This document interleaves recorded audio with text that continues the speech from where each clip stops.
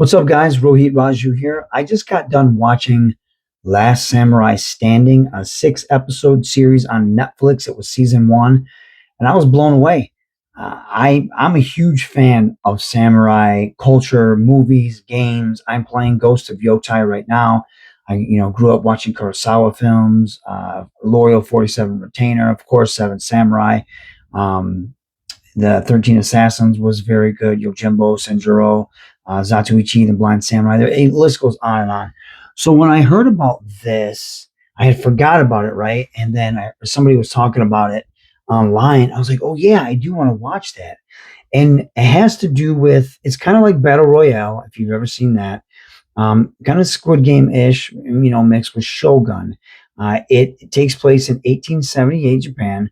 It's around a decade after the Boshin War during the Meiji era. Meiji era. I'm going to be pronouncing a lot of stuff wrong, but they've gathered up 292 samurai, and there's this competition called the Goruko, and they want samurai to travel from Kyoto to Tokyo, and it's like a battle royal. And the cash prize is like 100 billion yen. And in order to get, you're traveling through a province, and yeah, in order to get to the next province, you have to have a certain amount of wooden tags. A wooden tag is what they give you. It has your number and your name. I don't know if it's your name, but at least your number on it. When you kill someone, you take it, right? So it's kind of like I said, Battle Royale, Squid Games, certain things like that. And the big, I guess you could say, like, they don't know who's putting it on. You find out who's putting it on, but they believe it's to gather all the samurai because now after the war, there's no more place for the samurai. The time of the sword is done, stuff like that. You have samurai that used to serve houses and they're getting let go or made into servants. And so they're kind of just like, they don't know what to do with themselves. And it's really cool. So they figure out that they're trying to get like these outlaw samurai and the remaining samurai, and they put them up against each other, so they end up killing each other off, right? And this is based off a novel, which was also made into a manga. Now I know the manga, I believe that was around 2022 when that came out. I'm uncertain when the novel had came out, but our main hero is Shujiro Saga, and he's also known as Kokusho the Manslayer. Yeah, another thing it reminds me of is like Samurai X or Rurouni Kenshin, right? He was also, I can't remember if he was the Manslayer, but he was killing motherfuckers left and right during the war. And there's a lot of cool characters in this show, but he was like a badass in the war, and now he suffers heavy PTSD. Like he retired his sword, scared to fight. He's shaking at when they first do it. But he has a family, and there's a cholera outbreak that's sweeping the nation. And his daughter ends up dying. He still has a young son, and his wife gets sick, and he doesn't have the money to get the medicine. So he enters into this battle royale, and he meets a crazy cast of characters. Some of the characters in this, man, they're so cool. He meets a young girl that he kind of takes under her wing. Her mother had opened an orphanage and they would take care of sick kids, and her mother ends up getting sick, and she's not a fighter, but her name is Futaba. And of course, like I said, I'm probably butchering the pronunciation on some of these, but some of these characters remind me of like Bleach characters. There's a ninja guy. This dude's like 6'2" as well. He stands out. He's very tall, but his name is Kyojin Sugi, and he reminds me of Jin Ichimaru, from smiling guy, very sneaky. He was from Bleach. There's another gentleman who's like a big savage. I can't even call him a samurai, but he was one. Bukotsu Kanjiya. He reminds me of Kenpachi Kenchan, but that's who he reminds me of. And he just loves to fight, loves to kill. And he's like this savage warrior. And he's looking for Shujiro, the manslayer, because, they got some beef. And there's just a whole bunch of cool characters. One of Shujiro's old, I guess you could say classmates, or he would say sibling, but I won't spoil that story. Ira, Kinugasa,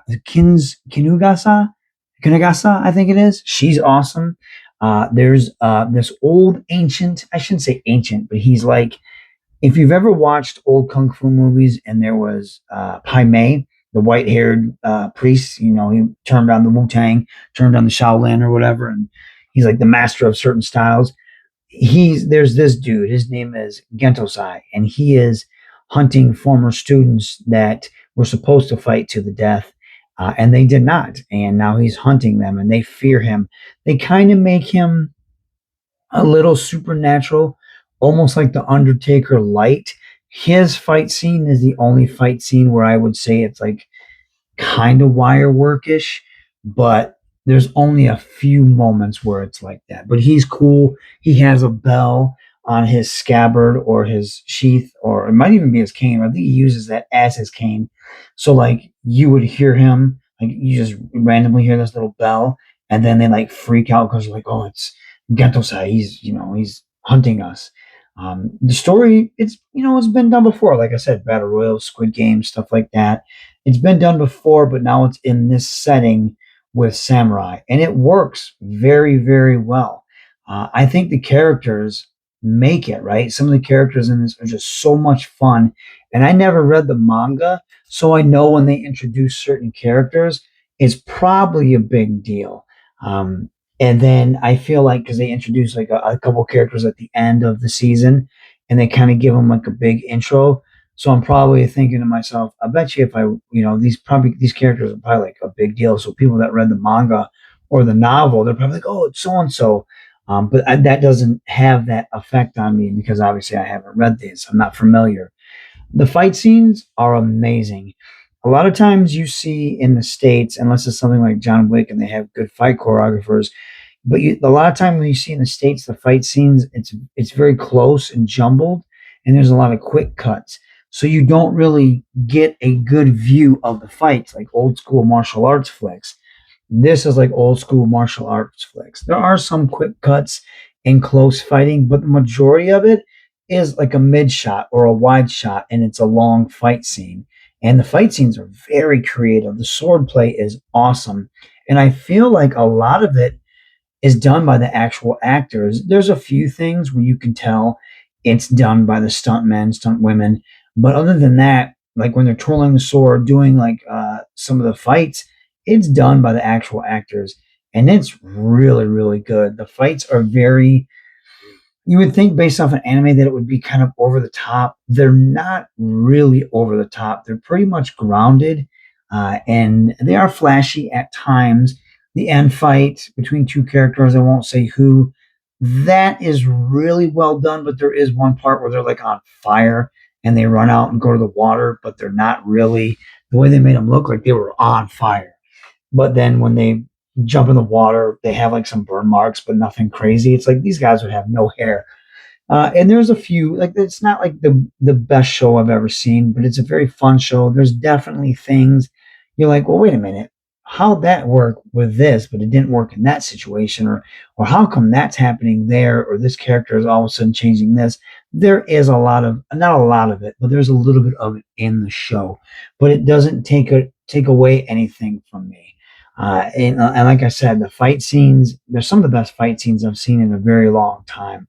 Great swordplay action. A big fan of that. I do feel like with the amount of characters they had in this, because you could tell there's some characters that are really cool and they're probably very important to the book, but they get killed off quickly. So that surprised me because they would show a backstory on somebody, and then next thing you know, they got killed, and I was just like, I did not expect that. Or this character was so cool, I wanted to see more of them. And I feel like you could have got that with a longer season. It's only 6 episodes. Sometimes when you watch a season, it's usually what, like 8 to 10. And then sometimes you're like, oh, they're really stretching this out. I feel like they could have stretched this season out and developed some of the characters and storylines a little bit better.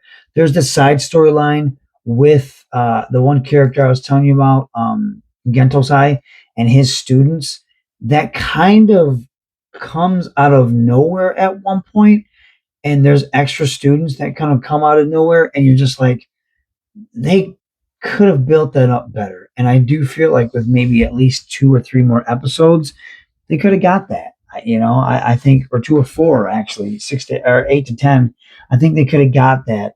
They did set up season two real well. I don't think it got greenlit, but man, I want a season two. I really hope we get a season two of this. I do feel like the season could have been longer, and maybe they'll learn from whatever their small mistakes. I don't think there were many mistakes in this show, and I'm very nitpicky, so I do see there's things I can nitpick about. Like I said, there's things with the plot, the story, character motivation. Some of it's very just run of the mill and flat, but I feel like the acting they do a great job. Besides the one girl, she's not bad, but Futaba is just she's her expression is always crying. It's like or like distressed, and it's just like but she's not bad. She's not bad. I mean, I don't want to take that away from her, but yeah, there's some really really great characters in this. The fight scenes so good. I highly recommend this. I hope we get a season two.